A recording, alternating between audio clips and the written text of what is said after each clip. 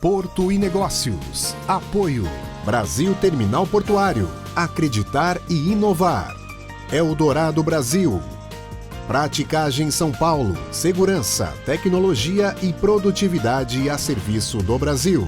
Stolthaven Terminals. Referência mundial em armazenagem de líquidos com segurança e eficiência.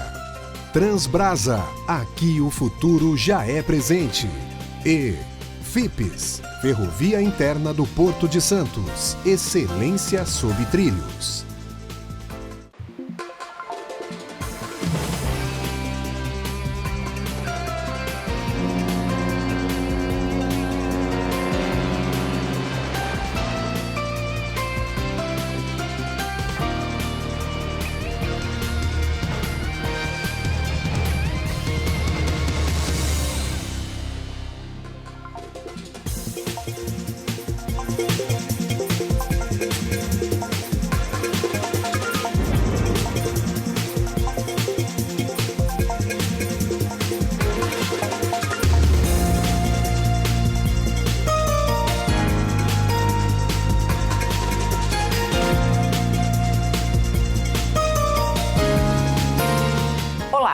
Estamos direto do Sheraton Hotel com a primeira de duas edições especiais do 9º Congresso de Direito Marítimo Portuário realizado pela ABDM, a Associação Brasileira de Direito Marítimo Portuário, em parceria com o Sistema Santa Cecília de Comunicação e a Unisanta. Neste primeiro bloco, a gente vai conversar com Gesualdo Silva, diretor-presidente da ABTP, a Associação Brasileira de Terminais Portuários. Gesualdo, seja muito bem-vindo ao Porto e Negócios, nessa edição especial, nesse evento que já se tornou algo fixo no calendário do setor marítimo portuário. Seja bem-vindo. Muito obrigado, Nathalie. De fato, é um evento referência, né? O Celso Pio até falou dos melhores eventos que ele tem participado. E sempre aqui tem um bom debate, sempre uma discussão, né? Acabamos de participar de um painel aí extremamente importante, né? E importante no momento. Então, é um prazer para mim estar aqui em nome da Associação Brasileira dos Terminais Portuários. Gesualdo, a BTP tem defendido a modernização da legislação portuária através do PL 733/2025. A gente sabe que o PL tem avançado, né? Mas existe uma urgência para que ele seja, de fato, posto em prática e a gente tenha um novo marco legal do setor. Qual é a expectativa da ABTP com a aprovação e a definição desse novo marco legal? Se me permite, Nathalie, rapidamente umas palavrinhas antes sobre a ABTP. Hoje a ABTP, nós já temos 36 anos de existência, temos 101 empresas associadas hoje. Essas empresas têm 250 terminais portuários instalados aí em 22 estados do Brasil. Esses terminais portuários, 137 são arrendamento dentro dos portos organizados, 93 TUPs e 17 estações de transbordo de carga lá na região norte, né? Nossas associadas hoje movimentam todos os perfis de carga, líquidos, combustíveis, granéis, todos os perfis de carga, e elas representam, com essa movimentação, mais de 76% de toda a movimentação nacional, que ano passado foi 1,3 bilhões de toneladas e com um impacto de 16% do PIB, são as nossas associadas. Bom, por que eu falo isso? Porque as contribuições da ABTP para o PL 733... Representam todo esse universo, representa todo esse universo, foi uma ampla discussão que nós fizemos, né? E é importante que esse PL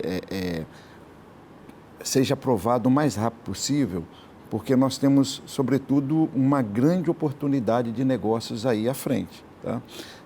Nós contratamos a Tendência Consultorias do antigo ministro Maílson da Nóbrega, né?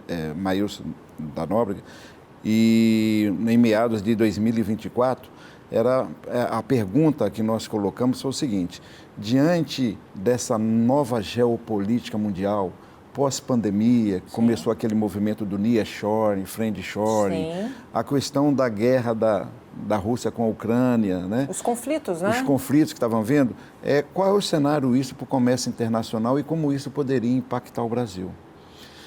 Em poucas palavras, né, o resultado desse trabalho apontou o seguinte, que o Brasil poderia vir a ser beneficiado ou seja, as nossas taxas de embarque para exportação iriam crescer a partir de 2026 a uma faixa de 5,7% e desembarque 3,6%, né? Contra uma média mundial de 3%. Isso significará que a nossa exportação deve crescer a partir de 2026 a uma taxa de 3,5% ao ano. Mesmo com todo esse cenário que a gente vive de instabilidade geopolítica mundial. Exatamente. Então, esse cenário cria-se oportunidade, até porque nós exportamos muita commodities, que o mundo não pode prescindir delas. E não tem concorrentes à altura do Brasil, sobretudo nas nossas commodities agrícolas. Isso se confirmando, né, o Brasil tem condições de injetar na economia nesse período 3 trilhões de reais. Muito dinheiro, é muito recurso que vai movimentar certamente a cadeia da economia portuária, geração de emprego, renda. Exatamente, olha, mais ou menos 1,5 trilhão é de PIB, ou seja, de investimento no Brasil que fica permanente, 1 trilhão em salário e renda e uns 500 bilhões aí em impostos, taxas. Agora, isso é oportunidade no comércio internacional, certo? Mais de 96% do fluxo comercial do Brasil se dá através do setor portuário. Sim. Então, nós só vamos poder capturar isso se o nosso setor portuário tiver as condições para atrair os investimentos necessários e estar preparado o mais rápido possível. E isso o PL garante? Isso o PL garante. Então, a importância deste PL, dele tramitar de uma forma rápida, ele vai desburocratizar, tirar as amarras, sobretudo para que os terminais que já existem, estão performando, possam rapidamente fazer o investimento, porque é onde você consegue fazer mais rápido, para a gente capturar o máximo possível dessa riqueza que pode ser internalizada em nossa economia. Isso então, com segurança jurídica, que é o que mais atrai ou afasta o investidor, exato, né? Segurança jurídica, se você resume em flexibilidade e previsibilidade.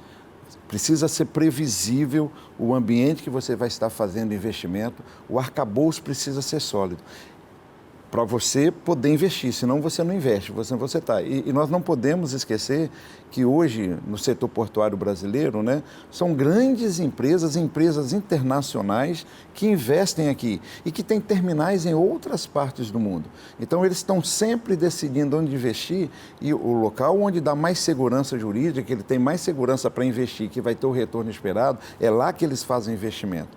E o Brasil tem perdido, infelizmente, oportunidade de investimento por conta dessa questão, sobretudo dentro dos arrendamentos. Então, assim, esse PL, as propostas que estão nele, visa dar previsibilidade, visa desburocratizar, para que a gente tenha agilidade para atrair esses investimentos tão necessários para o nosso país. Essas são as maiores dores das associadas da ABTP? Sim, sem dúvida.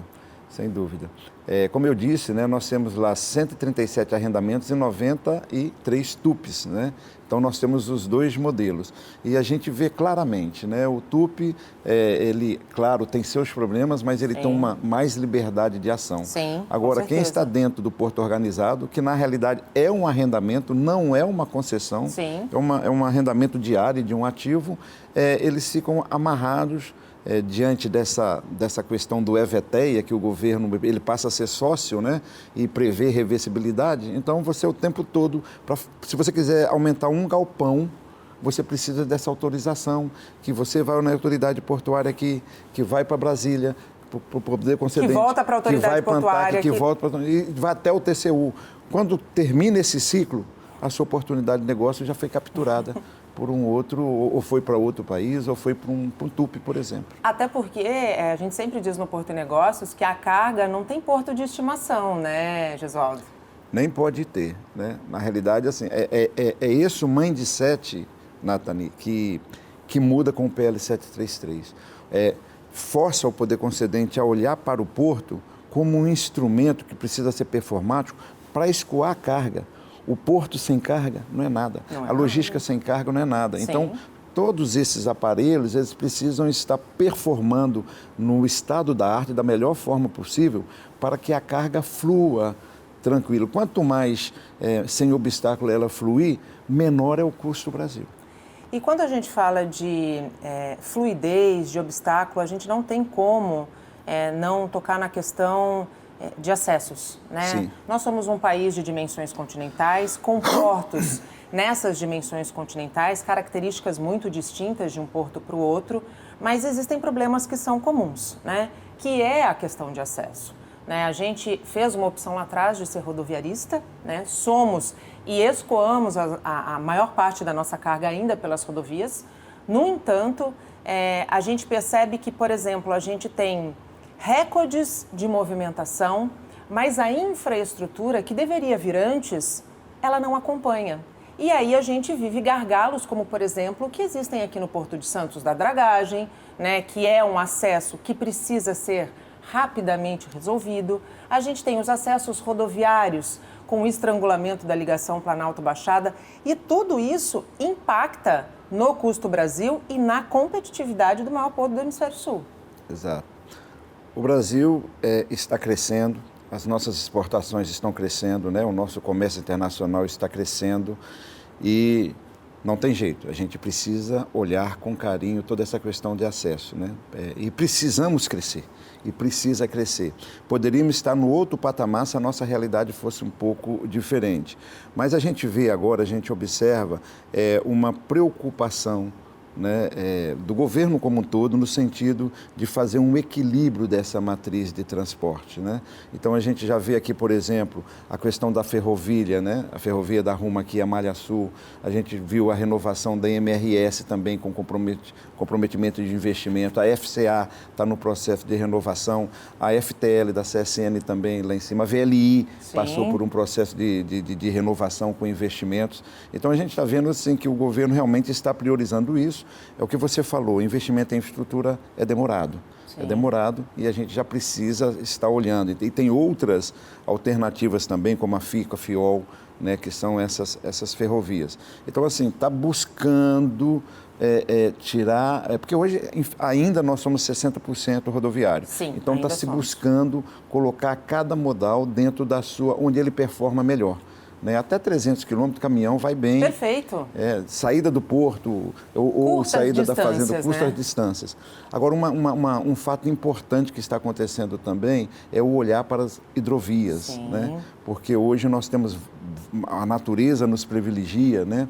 Com vários rios navegáveis, né? Mas que enfrentam problemas de seca, essa coisa. Então, com esse processo, com esse olhar para o sistema hidroviário, e eu acredito que o governo está começando bem, porque ele está começando com o processo de concessão dos serviços, né? Que realmente um empresário ele tem melhores condições de fazer fôlego, isso. né? Tem mais fôlego para financeiro. fazer, exato. E aí você fazendo esse equilíbrio da matriz de transportes, né, além de você resolver o problema do gargalo logístico, você resolve o problema também de sustentabilidade, o problema também da questão ambiental. A questão da descarbonização, que precisa ser um compromisso, não do governo em si, mas assim, do governo, da iniciativa privada, de todas as empresas que atuam no setor marítimo portuário. Exato. No Brasil, o simples fato de você mover do modal rodoviário para o ferroviário ou para o aquaviário, né, navegação de interior, você já contribui sensivelmente para a descarbonização. Sim. Porque eles são mais limpos, vamos dizer assim. Eles conseguem transportar maior quantidade de carga no espaço mais curto, né, demandando menos consumo de combustíveis, coisas nesse sentido. Lembrando que dentro dos investimentos anunciados e da previsão do governo com essas concessões hidroviárias, está a questão mesmo de tratar a hidrovia como um canal de acesso com suas regras, com as suas marcações, delimitações, porque isso hoje a gente ainda não tem, né, Gesualdo? Não tem. Nós são rios navegáveis, né? Então você não tem uma sinalização, você não tem uma batimetria constante. Veja o que aconteceu lá no norte ano passado, né? A seca. Então essas coisas precisam realmente ser olhadas, né, com mais vagar, com mais carinho. E o governo está se propondo, né, a isso. Foi criada lá a secretaria, né? Sim. Lá que o Dino até que gerencia.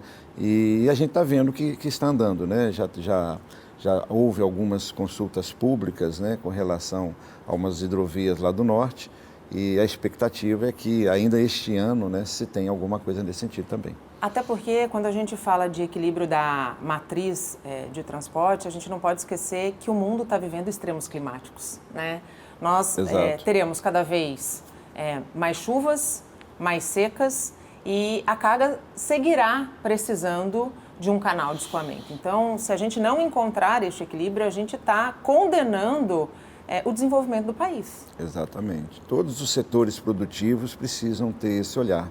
Mais uma vez, voltando até o PL 733, esse olhar para a sustentabilidade, essa necessidade de investimento que nós precisamos fazer para capturar boa parte desses 3 trilhões, né? Uma forma de fazer isso mais rápido é você possibilitar com que os investimentos que estão aqui hoje se adequem, Sim. se expandam. Sim. E para isso, o PL 733 ele traz uma coisa muito interessante, que é o prazo de 70 anos para todo mundo. Para todo mundo assim, todo mundo pode ter a possibilidade. O governo, o poder concedente, vai decidir, né, a quem ele concede e em que condição. Não precisa chegar a 70, é até 70, né? E para fazer esses investimentos o mais rápido possível e para fazer esses investimentos para garantir a descarbonização, é necessário que você tenha um prazo adequado para que você possa amortizar isso. Então, inclusive, esse prazo de 70 anos tem esse condão de fazer com que os contratos atuais possam fazer os investimentos com a garantia de uma extensão de prazo. Para quem está em casa entender, quando a gente fala 70 anos, quem não é do setor pode imaginar, nossa, mas é muito tempo. Por que os terminais, quem investe, o investidor precisa de tanto tempo para ter esse retorno? Justamente porque há um planejamento prévio, né, para esses investimentos. Exatamente, Gesualdo. São investimentos caríssimos, massivos, né? São máquinas que a gente importa, né? Sobretudo muitas delas da China. Cada equipamento não é menos do que 20 milhões, entendeu? Então, por exemplo, só para você ter noção, esse terminal de contêineres aqui em Santos Tecondé está orçado em investimento da ordem de 5 bilhões. Sim. Então, é muito dinheiro envolvido, você precisa de um prazo adequado, né, para que você faça o payback e também tenha os rendimentos, né, nesse processo. Tem um tempo muito grande para você disponibilizar. Uma vez você ganhar a licitação, são 3, 4 anos até que você consegue colocar de pé e começar a funcionar. Então, são megas projetos, né? Então... Falando em Tecondés, né, nós temos aí também uma necessidade de uma solução para essa área. Já vivemos aqui no Porto de Santos o estrangulamento na questão da armazenagem de container. Existe uma orientação da ANTAQ para que esse leilão seja feito sem a participação numa primeira fase de empresas que já atuam no Porto. O TCU, técnicos do TCU, recentemente contrariaram essa recomendação. Como a ABTP se posiciona com relação à participação ou não participação de players que já atuam no Porto de Santos? Olha, com relação ao Tecondés, né, a BTP entende que precisa sim desse terminal, o Santos precisa desse terminal, né, é o maior porto aqui da América Latina e com esse terminal vai praticamente dobrar a capacidade, né, que hoje tem aqui em Santos. A BTP confia nos órgãos reguladores, né, que eles vão dar a melhor solução possível, porque eles estão olhando, né, a concorrência em todos os sentidos. Sim. Então, nesse ponto aí, a BTP não se posiciona, mas a gente vai acolher, né, qualquer que seja essa decisão. A gente entende que vai ser bem concorrido, porque no Porto de Santos, um terminal dessa magnitude, né, então é importante que isso aconteça. E a gente espera que isso aí se deslanche, saia o mais rápido possível, né, para que a gente, é o que eu disse, o quão mais rápido sair, nós temos 10 anos para capturar toda essa riqueza adicional. Então, quanto mais rápido sair, melhor, né? Porque um terminal desse demora aí uns 3, 4 anos para ser pronto. Sim, exatamente. Então, a gente tem que aproveitar. E a expectativa de outorga é uma expectativa muito alta, né? E o próprio Ministério dos Portos já declarou que a outorga fica na autoridade portuária, ou seja, é recurso que entra e que pode ser destinado, entre outras coisas, para a questão dos acessos, né? Eu acho que prioritariamente deve ser destinado para a questão dos acessos. Uma das contribuições que a BTP fez no Tecondés foi justamente isso. Olhem junto a questão do acesso, porque se não olhar...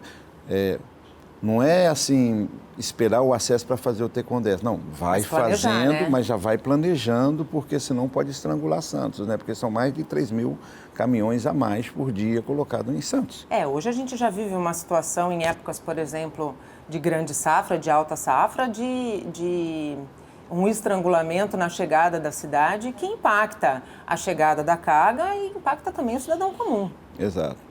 Mas assim, então, a gente acredita o que foi apresentado, né, o presidente Pomini, né, lá no Tribunal de Contas da União, quando teve o painel de referência, ele apresentou os investimentos que estão planejados e sendo feitos. Então, nós acreditamos que tudo concluindo certinho, o T-Condessa vai chegar e aí vai ter condições, sim, de absorver, né, essa capacidade a mais. Né?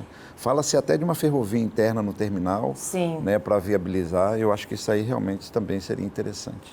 Falando um pouquinho agora da BR do Mar, né, nós tivemos aí a aprovação, finalmente, daquilo que surgiu como um decreto para favorecer a cabotagem, que é nada mais, nada menos que a navegação entre portos. Como a BTP avalia a importância dessa aprovação e o que precisa ainda ser feito para que, de fato, a BR do Mar ela atinja o seu propósito? Então, assim, olha, a cabotagem, né, brasileira hoje, ela já é robusta no caso de líquido, né, combustível, essa coisa toda. Essa BR do Mar, ela vem mais para incentivar a área de containers, né? E a gente viu que depois da lei, o crescimento, né, de containers na cabotagem tem sido na ordem de 2 dígitos, né, 10%, 12%. Então, a gente vê que, na realidade, resumindo, né, a BR do Mar, o objetivo dela foi viabilizar que você colocasse na costa brasileira um navio estrangeiro para poder fazer a cabotagem diante da deficiência da nossa própria disponibilidade aqui com relação a isso. Então, você com a possibilidade até de pegar casco nu e você colocar toda a tripulação. Dessa vez, com o decreto, né, isso aí foi mais cristalizado e houve também um incentivo a você procurar navios verdes, né? Sustentáveis, né? Ou seja, praticamente é o seguinte, para cada um navio que a empresa tem aqui, ela poderia contratar um outro de igual capacidade. Agora, se ela tem um navio sustentável, ela pode contratar 2 sustentáveis da mesma capacidade. Então, a gente vê com bons olhos... Renovando frota, né? Renovando frota. Então, a gente vê com bons olhos da musculatura, as empresas que operam aqui no Brasil, com mais essa possibilidade, né, de contar com navios de fora para percorrer a nossa costa. Então... Concessão da dragagem para o Porto de Santos. A gente sabe que dragagem é um calcanhar de Aquiles aqui no Porto de Santos. A modelagem vai seguir Paranaguá, embora respeite as especificidades entre um porto e outro, mas promete, com a concessão, a gente conseguir chegar nos 16 e depois nos 17 metros, permitindo que navios maiores, como por exemplo os de 366 metros que já estão habilitados, cheguem full, o que hoje ainda não acontece. A solução, a BTP, nós sempre defendemos que a solução para funções críticas, né, e que possam ser feitas pelos privados, devem ser repassadas para os privados, porque ele tem melhor condição de fazer aquilo fora das amarras do governo. Né? Então, essa saída da concessão das dragagens, a gente vê com bons olhos. Claro, tem que ser um processo bastante rígido, né? Uma seleção, que você vai selecionar uma vez por um longo prazo, né? E ter uma fiscalização adequada, é a solução que a gente precisa. Não dá para ficar a cada dragagem, aquela luta, judicialização. A cada contrato, já sabendo que ele vai acabar e que corre o risco de o serviço parar. Você não consegue fazer um RED. Essas máquinas, por exemplo, a dragagem, a maioria das máquinas vem de fora, né? A cotação é em dólar. As empresas têm que fazer em custo aqui. Você não consegue fazer, o governo não consegue fazer um RED com essas empresas. Às vezes demora, você coloca um processo na rua, aí tem judicialização, tem medida cautelar, aí os caras desmobilizam, vão para outro local, quando você consegue liberar, já não tem mais tempo, entendeu? E a carga parada. Então, e o custo Brasil lá em cima. Lá em cima. Nós não podemos esquecer isso. Qualquer ineficiência na logística, sobretudo no porto, vai para a carga, porque é ela que financia todo esse processo. E no final das contas, vai para o consumidor final. consumidor final é o Custo Brasil. Gesualdo, muitíssimo obrigado pela tua participação aqui nessa primeira edição especial do Porto e Negócios, direto do Congresso de Direito Marítimo Portuário. Seja bem-vindo sempre ao nosso programa. Muito obrigado, Natália. Foi um prazer para mim participar aqui contigo. A gente faz um rápido intervalo e volta já. Não saia daí.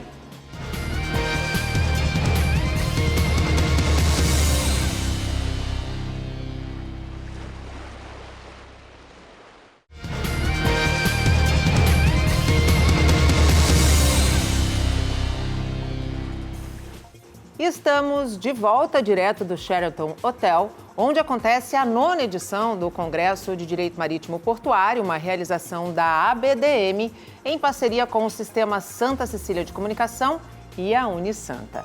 Nesse segundo bloco, a gente recebe Sérgio Aquino, presidente da Federação Nacional dos Operadores Portuários, a FENOP. Aquino, seja muito bem-vindo ao Porto Negócios, a essa edição especial. É sempre um grande prazer tê-lo como nosso convidado. Nathalie, o prazer é meu estar aqui conversando com você, voltando aqui, né? A gente com a correria toda de viagem, pelo menos conseguindo conciliar aqui no evento, né? É um prazer, queria parabenizar mais uma vez a BDM, a Santa Cecília, por mais um congresso, o sucesso do congresso, né? Um congresso que já se impôs definitivamente na agenda, eu disse isso já quando participei lá do congresso, da Agenda Portuária e Marítima Nacional, né? Com um congresso do status que chegou ao nível de receber hoje aqui uma palestra do ministro Fux, uma excelente aula, né? de um jurista, de um juiz de carreira, que sabe falar de direito e de atuar como juiz efetivo. E que fala com propriedade, né, Aquino? Eu acho que é disso que o nosso país precisa, né? De pessoas que falem com propriedade daquilo que fazem. É aquilo que o ministro André Mendonça disse, que o juiz precisa ser respeitado, né, e não temido, né? E é isso o que ouvimos hoje. O ministro Fux é um exemplo, né? Então, volto a dizer, mostra a amplitude e respeitabilidade desse evento com uma aula de um ministro do STF. Aquino, eu quero, nesse tempo que a gente tem, debater alguns temas importantes do setor portuário. Não sei se vou conseguir abordar todos, mas a gente não pode deixar de começar pelo PL 733/2025. Inclusive, você participou do painel que abordou essa questão.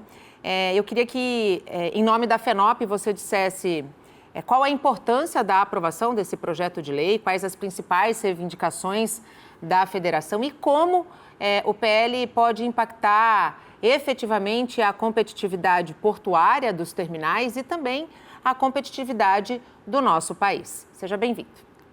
Bem, primeiro a gente precisa voltar um pouquinho no tempo, lembrando que, e isso não é um discurso de agora, né? A posição que a FENOP tem já há um bom tempo, nós temos hoje uma lei portuária que na prática não deveria existir, né?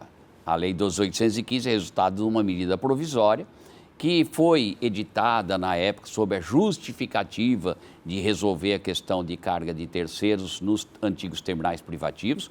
Era um tema, sim, que precisava ser equacionado, que não precisava de uma nova lei. Bastava mexer em um artigo lá da Lei 8.630, né? Mas a lei foi implementada e essa lei, como diz que todo mundo sabia, né, que ela era uma lei que já nascia quase natimorta, porque ela é uma lei que no lado do terminal privado, do TUP, eu sempre resumo assim, ela tem tudo de certo. Sim. E no lado do porto de propriedade pública, ela tem tudo de errado. Então, né? Eu estava, por exemplo, Nathalie, naquelas 2 madrugadas lá na Câmara dos Deputados, lá no plenário com os deputados que estavam tentando impedir a aprovação da medida provisória que resultou nessa lei, né? E a gente já sabia, então, no dia que foi aprovada e depois foi publicada a sanção pela presidente Dilma, de que o mais rapidamente possível precisava ser revista. Então, foi muito... E durante esse tempo todo, todas as audiências públicas que nós participávamos na Câmara dos Deputados, no Senado, todos os seminários, nós dizíamos, precisamos rever a lei portuária. Então, acertadamente, o presidente Arthur Lira, presidente da Câmara, o ano passado, né, o ano retrasado, criou a comissão especial e o ano passado a comissão encerrou o seu trabalho, entregou um relatório e um anteprojeto que em fevereiro, dia 28 de fevereiro desse ano, foi transformado no PL 733, que traz um novo marco regulatório, mantendo todos os ganhos, as assertividades do TUP, do terminal de uso privado, e consertando todos os problemas da lei, do sistema do porto público. Quando você fala consertando todos os problemas, quais seriam as maiores dores, Aquino? Eu vou usar uma declaração que consta da Auditoria Operacional sobre Portos do TCU. Os regramentos que estão na lei brasileira em relação a porto público, eles estão na contramão das melhores práticas mundiais. Isso é o TCU que escreveu, né? Então, é tudo. Você pode dizer o seguinte, dentro do porto público, praticamente você não consegue salvar nada em termos dos princípios. Primeiro, o mundo inteiro trabalha o sistema portuário de forma descentralizada. Nós trabalhamos... Nosso é centralizado. O mundo inteiro tem sistemas desburocratizados de licitação e de contrato. O TCU, inclusive, diz, está tudo errado, né? Então, lá, como foi dito aqui, no mundo, aí, nos portos modernos, você faz uma licitação ou um contrato em 3, 4 meses, né? Aqui são 3, 4 anos, né? Exatamente. Então, você tem um modelo centralizado, você tem um sistema burocrático, você tem um esvaziamento da autoridade portuária local. Na verdade, hoje não existe autoridade portuária local. É apenas o nome, Exatamente. porque a autoridade portuária no Brasil é nacional, é o Ministério de Portos, Secretaria de Portos. Brasília, né? Você tem também um sistema de participação da comunidade anulado através da alteração que foi feita no CAP, né, que alterou a composição e as competências, né? E você tem um sistema de contratos todo engessado, e no trabalho portuário você tem um sistema que vai na contramão do que se pratica no mundo e do que é a própria OIT, Organização Internacional do Trabalho, através da Convenção 37, da Recomendação 45, define. Tudo que está lá nesses instrumentos que o Brasil assinou em 1973, a lei atual está na contramão, né? E, por último, a lei não resolveu o problema do custeio de treinamento. O setor empresarial continua pagando 2,5%, vai lá para o fundo gerido pela Marinha, pela DPC, não é culpa da Marinha. O que o governo faz? Pega esse dinheiro, contingencia para poder fazer equilíbrio fiscal, né? Então, as empresas pagam, porque o treinamento é pago. As empresas pagam, só retorna, do que elas pagam anualmente, só retorna 4%, no máximo 5%. Aí os 95% ela tem que pagar de novo. Aí os ógmos têm que sair arrecadando dinheiro de novo para fazer treinamento, e as empresas também têm que botar dinheiro próprio para fazer treinamento dos seus trabalhadores vinculados. Então, não era na hora de termos efetivamente a discussão de um novo projeto, de uma nova lei. O PL 733, então, está sendo debatido, foi criada uma comissão especial, e isso é muito importante, porque dá celeridade. E por que é importante celeridade? Porque nós estamos mexendo com porto. 95% da carga brasileira passa pelo porto. Você não pode gerar insegurança jurídica. Lembra que o ministro comentou hoje aqui? Insegurança jurídica não é feita só pelo Poder Judiciário, é feita também pelo Legislativo e Executivo, quando muda legislação, como mudou a lei dos portos através da MP 595 da noite para o dia, e também se você fica muito tempo debatendo uma legislação que regula um sistema tão importante. Quanto mais tempo ficar debatendo essa mudança da lei, mais insegurança para o investidor. Então, a gente precisa, para o bem do Brasil, ter uma celeridade nisso. Aquino, recentemente foi possível um avanço importante, um acordo entre a Federação e os trabalhadores portuários no que tange a relação capital-trabalho, que era uma pauta muito sensível dentro do PL. Como esse consenso foi alcançado? Bem, primeiro, a gente até tem ouvido muito, foi dito hoje, né? Olha, esse é um momento histórico, né? E eu posso dizer que é um momento histórico Sim. mesmo, né? Eu acho que o tempo levou que a maturidade, né, das entidades, do diálogo, essas coisas não acontecem da noite para o dia, né? Isso é uma somatória. A experiência, os êxitos, as frustrações levam as partes a repensarem posturas, posicionamentos, né? E isso não é para você estar pensando assim, é as partes só do lado laboral. Não, do lado empresarial também, Sim. né? E a FENOP pôde pôde retomar esse diálogo, né? Porque, às vezes, talvez alguns pensem que esse diálogo, esse acordo com as federações é apenas por causa do PL 733. Não.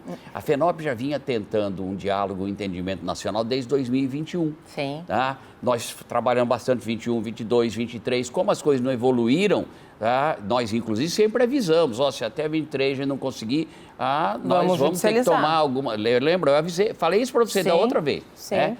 Foi judicializado o trabalho para mudar a lei, essas coisas. Bem, e aí... a maturidade levou a que os lados tivessem posturas diferentes. Um acordo só acontece quando você tem interlocutores com a vontade, efetivamente, de encontrar uma solução. Sim. E não apenas de ficar defendendo temas e como eu quero derrotar você. Não, vamos encontrar solução conjunta, né? Outro lado bom é que também a FENOP não estava isolada do setor empresarial. Sim. Foi possível fazer um entendimento do setor empresarial com o apoio das entidades, das associações, dos terminais que compõem a coalizão empresarial portuária.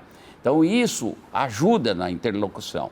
Ajuda bastante também a interlocução e a atuação nacional das federações, as 3 federações que atuaram muito. A gente sabe os desafios que eles têm lá e os desafios que há também no setor empresarial. Agora, outra coisa muito importante é que havia, a base disso era o PL 733, Sim. que é um grande trabalho. É um grande trabalho, é um trabalho técnico feito por técnicos, por juristas, ministros, né, que têm experiência no setor e que buscaram as melhores práticas mundiais e também no capítulo de trabalho portuário. Ali é o ótimo, né? A gente sempre diz isso. O que foi necessário agora que está na casa do povo, no Congresso, foi necessário buscar o bom. Sim. Né? E todos os princípios foram tratados com muita maturidade, com busca de solução que fosse viável para os dois lados, mas com o interesse do país, o bem do país e uma garantia de preocupação social, e também incorporados temas que não estavam previstos. Então, por exemplo, no PL 733 não tem um programa de indenização, um PDV de avulso. Não tem. Né? Nós conseguimos isso foi um pleito não, isso foi, de certa forma, uma grande posição das federações. Olha, condição. Condição. Para a gente avançar aqui, nós precisamos de um programa social, que eles chamavam, né? Então, tá bom. Nós fomos e conseguimos criar um programa de forma conjunta. Nós verbalmente as coisas estão pactuadas, os textos, e nós estamos aí na fase da definição de data de assinatura. Mas os textos estão equacionados, as federações fizeram trabalho local e fizeram plenárias nacionais mais de uma vez. As últimas plenárias foram dia 29, 30 e 31 do mês passado. Reunidos em Brasília, são 148 sindicatos de trabalhadores portuários nas 3 federações. Se reuniram esses 3 dias, debateram, eles vinham acompanhando todas as reuniões, nós tínhamos reunião praticamente toda semana. Sim. Né? E todas as reuniões, os textos eram distribuídos, debatidos, então foi um diálogo social aberto e construído uma solução de maneira muito responsável. Fora essa questão de um PDV, né, de um plano social condicionado pelas federações, dentro desse consenso, quais outros pontos importantes você ressalta, Quino, que foram definidos? Primeira coisa é com relação ao OGMO, não é? O OGMO é uma entidade importante, mas que precisava ser revisto em termos de funcionamento, para que ele pudesse dar atendimento efetivamente às responsabilidades, porque o OGMO hoje ele tem muitas obrigações e responsabilidades, mas poucos instrumentos para que ele consiga dar essas respostas, né? Então, é uma revisão do ógmo, né? O ógmo deixa de ser a única porta de entrada de trabalho portuário. Ela é uma das. Ele é uma das, como ele voltou a ser, como era na 8630. Na 8630, o ógmo não era a única porta de entrada. Quem botou ógmo como única porta de entrada foi a lei atual, que eu disse que desde o início sabia que precisava ser revista, né? Então, um ógmo modernizado, um ógmo que vai está lá prevista a possibilidade de ele atender a realidade de cada porto, porque o trabalho avulso, ele precisa ser competitivo. A FENOP lutou muito pela valorização do trabalho avulso de forma competitiva, para que o setor empresarial possa escolher de maneira equilibrada se vai usar avulso ou se vai usar vinculado, né? Então, isso foi muito importante. Outra coisa que é muito importante é a valorização da negociação coletiva. Sim. Em todos os temas de estratégia está previsto lá a negociação coletiva. Na questão, no regramento de contratação, isso não está na lei, está no memorando de entendimentos com as federações, porque essas coisas, a gente não pode engessar a lei. Claro, né? claro. Nós queremos fazer uma lei que dure 30, 40, 50 anos. Até porque essa relação, especialmente com a tecnologia, ela vai tende mudando. a mudar, né? Ela vai mudando. A gente eu sempre falo, quando falo disso, de avanços, eu lembro do táxi e do Uber, né? Exato. No passado, o que era táxi, o motorista ali com o carro dele, a modernidade depois era o taxista que tinha o ponto. Você não Sou não dessa época, isso. assim, vivi. Tá. Que tinha o ponto, aí tinha o telefone, que você ligava para o Exato. ponto, o taxista que tinha lá atendia. Depois, olha a modernidade, eles se organizaram em Cooperativas. Você ligava para a cooperativa falava num rádio. Sim. E aí o taxista atendia, eu vou para essa corrida. Aí o táxi ia lá pegar o passageiro, né? Tal. Aí veio o Uber e substituiu, ele faz tudo isso e com coisas a mais. Porque quando você pede, você já sabe, inclusive o preço e o valor já está pago. É o porta a porta, então, né? Então, as coisas vão mudando. Já imaginou se o sistema de táxi tivesse todo detalhe em lei? Não, ele tem que ficar no ponto, vai ter que ter um telefone. Então, nós, pela primeira vez, firmamos um memorando de entendimentos que regra formas de contratação, inclusive critérios de cálculo de salário. Que essa era uma questão que a vida inteira os sindicatos mas o salário, o pessoal... É muito baixo. Não, foi definido critérios e tal. Então, isso aprovado pelas federações e tal. Então, muitos avanços. E, finalmente, uma solução para a questão do treinamento. As empresas vão continuar pagando os 2,5%, só que o dinheiro vai passar para um sistema S, como toda atividade econômica tem. A indústria tem o Senai e o SESI, o comércio tem o Senac e o Sesc, e aí o do portuário vai para o SESC Senat, e a gente vai trabalhar lá em conjunto na gestão disso. Certamente esse consenso entre as partes facilita o andamento do PL, né, Aquino? Olha, o presidente, né, o presidente da comissão e o relator da comissão, e hoje estava aqui o relator, o deputado Arthur Maia, um deputado extremamente competente para temas estratégicos, né?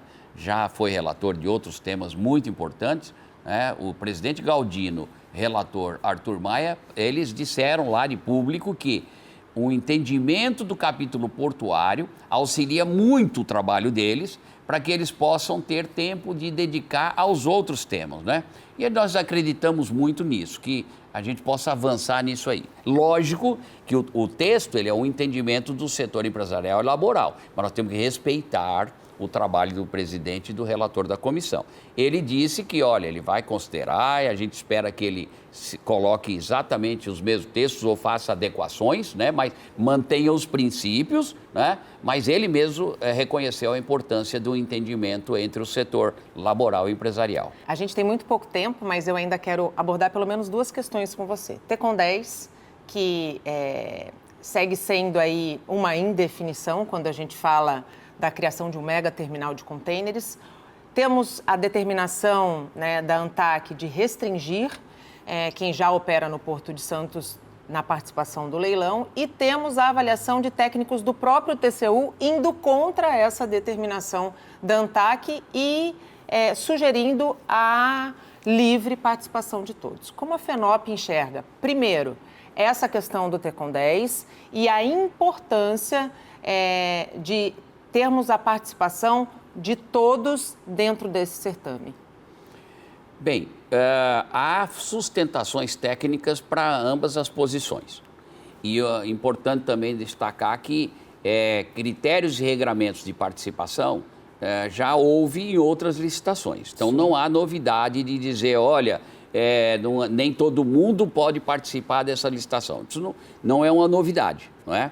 A FENOP não tem uma posição definida em nível nacional, porque dentro dos princípios e diretrizes da FENOP e no seu regimento, seu regulamento interno, tema local, quando é um tema local, a FENOP segue a orientação do Sindicato Empresarial Portuário local, Sim. desde que esse posicionamento não seja contra os princípios e diretrizes da FENOP, Sim. nacionais.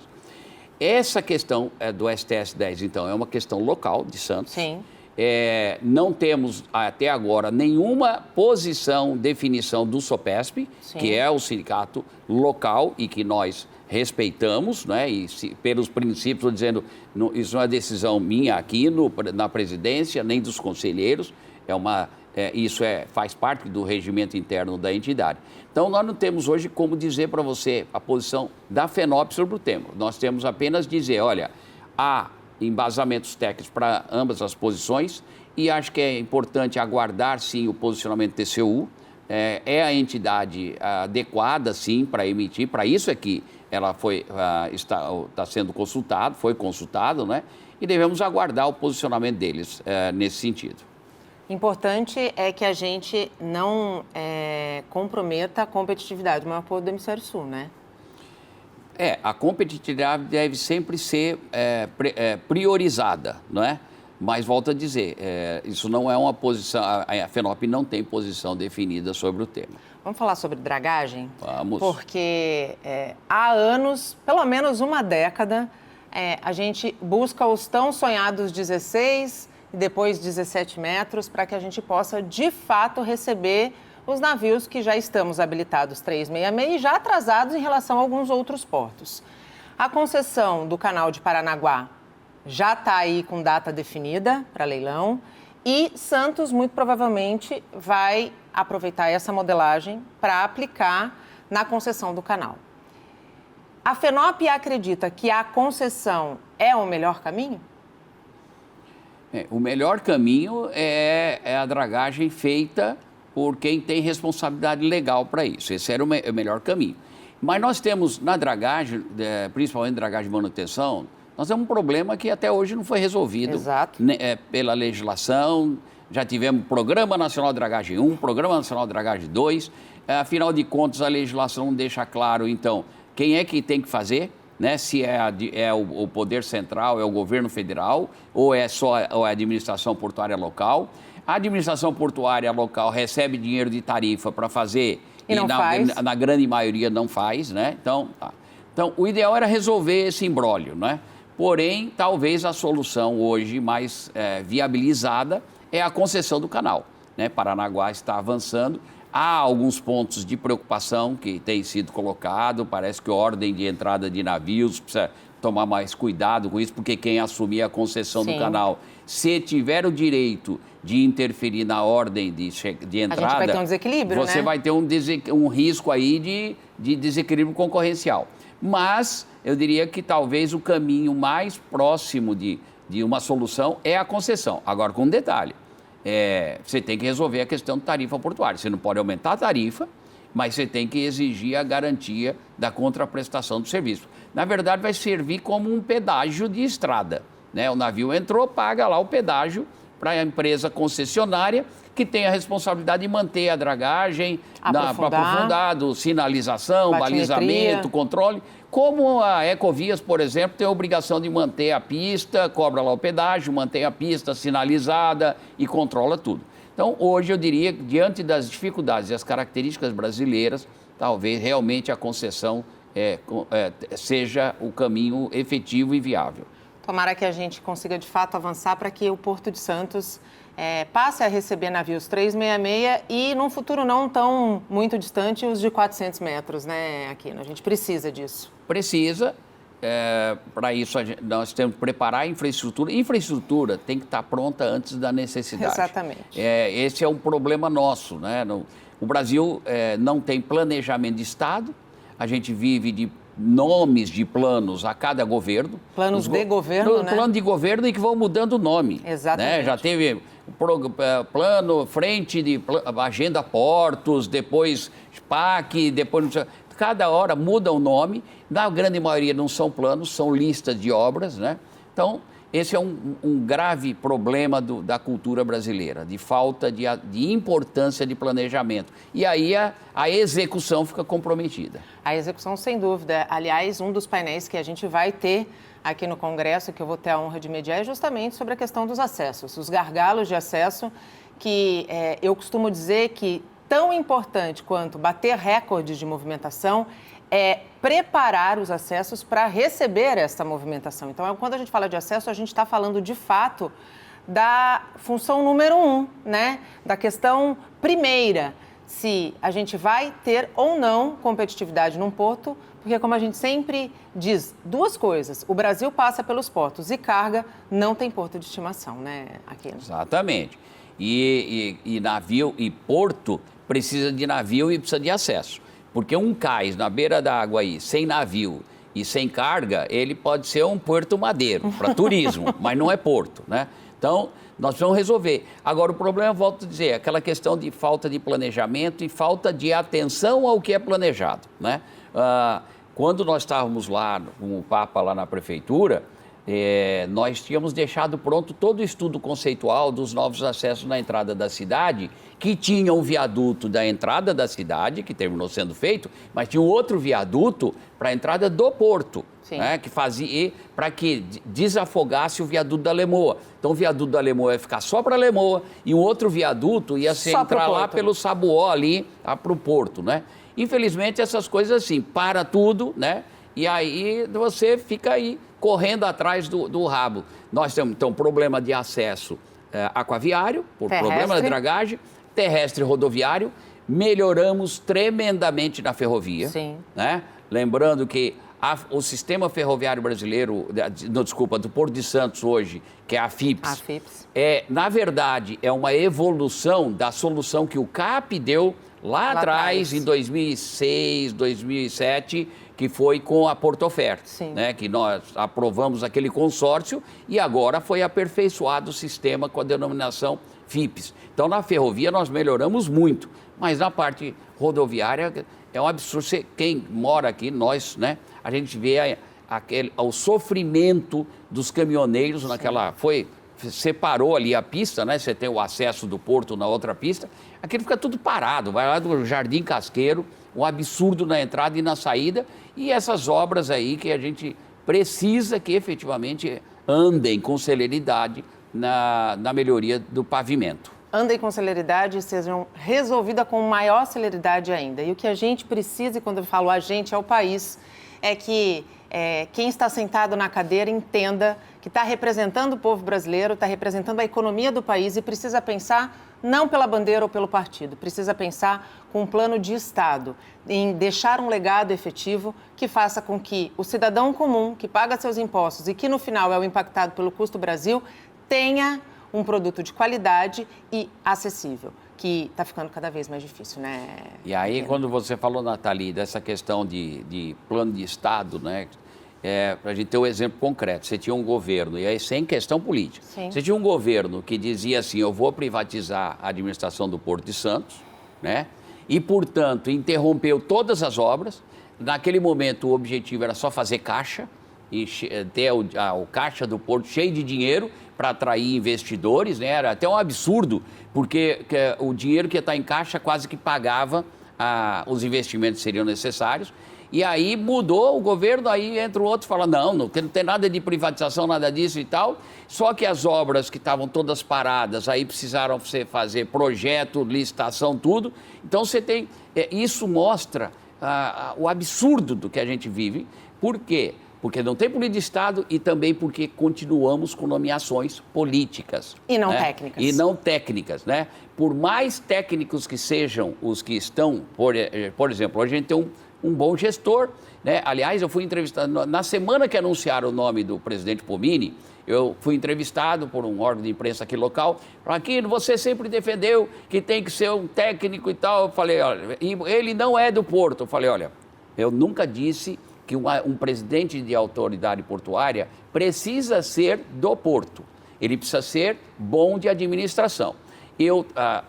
O currículo dele indica de maneira positiva, mas vamos aguardar. E eu posso dizer, ele tem feito uma boa gestão no aspecto de administração, né? Agora, nem ele está seguro aí. E essa questão de nomeação política não é questão de ideologia desse ou daquilo. O governo anterior também nomearam de acordo com os interesses que tinham os gestores daquele momento.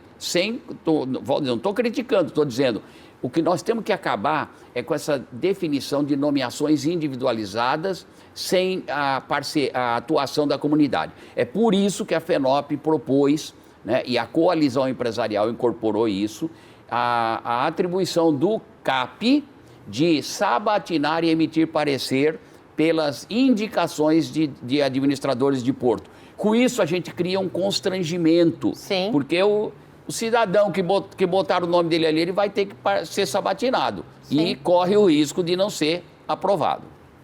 A gente só espera seriedade de quem senta na cadeira e assina contratos, assina deliberações que impactam na competitividade daquele segmento que simplesmente movimenta a economia brasileira, um dos principais. Aquino, muito obrigada. Mais uma vez tive a oportunidade de ter uma aula, eu gosto de dizer que ser uma estudiosa do Porto tem me agregado muito conhecimento, é sempre um prazer. Obrigado, Nathalie. Eu que agradeço. Obrigado pelas suas palavras bondosas, né? E agradeço muito a oportunidade. Esse órgão de imprensa extremamente importante, o Sistema Santa Cecília, que é algo que é extremamente mais e mais importante aqui na cidade, na região e para o país, e tudo isso que vocês fazem pelo Porto e por todas as atividades. Obrigado. E estamos à disposição sempre que possível com a nossa agenda. Obrigado, viu? Nós que agradecemos. O Porto e Negócios, primeira edição, direto do Congresso de Direito Marítimo e Portuário, uma realização da ABDM, em parceria com o Sistema Santa Cecília de Comunicação e Unisanta, termina agora. A gente volta a se encontrar com a segunda edição na próxima semana, a partir das 8 horas da noite. Eu espero você. Até lá. Tchau. Porto e Negócios. Apoio. Brasil Terminal Portuário. Acreditar e inovar. Eldorado Brasil. Praticagem São Paulo. Segurança, tecnologia e produtividade a serviço do Brasil. Stolthaven Terminals. Referência mundial em armazenagem de líquidos com segurança e eficiência. Transbrasa. Aqui o futuro já é presente. E FIPES. Ferrovia Interna do Porto de Santos. Excelência sob trilhos.